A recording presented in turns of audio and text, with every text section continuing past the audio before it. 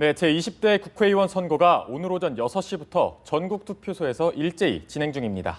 여야가 각자 심판론을 내건 가운데 차기 대선의 전초전 성격으로 치러져서 새로운 정치 지형을 만드는 분수령이 될 것으로 보입니다. 박경준 기자입니다. 20대 총선 투표가 오늘 오전 6시를 기해 전국 253개 선거구 13,800여 곳의 투표소에서 일제히 시작됐습니다. 투표는 오후 6시까지 진행되고 이르면 오후 10시, 늦어도 자정쯤엔 당선자 윤곽이 대부분 드러날 것으로 보입니다.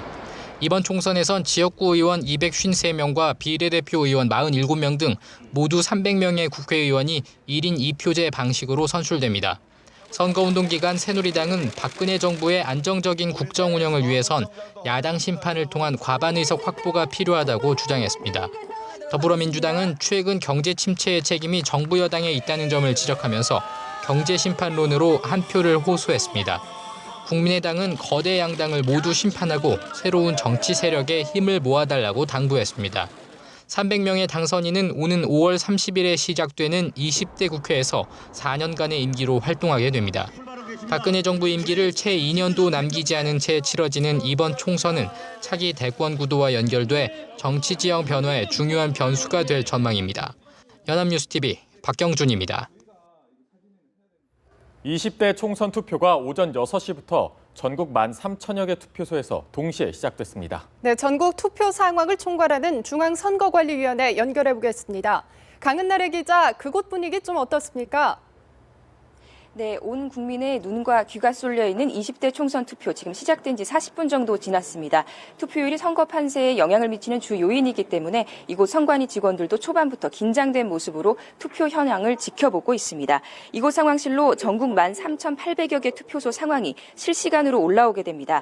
집계 현황은 잠시 후인 오전 7시부터 1시간 단위로 모아지기 때문에 아직은 확인할 수 없습니다. 투표율은 보통 오전에 상승하다가 낮부터는 주춤거리는 모습을 보여왔는데요. 이번 선거 에도 많은 유권자들이 오전에 투표를 마칠 것으로 선관위는 보고 있습니다.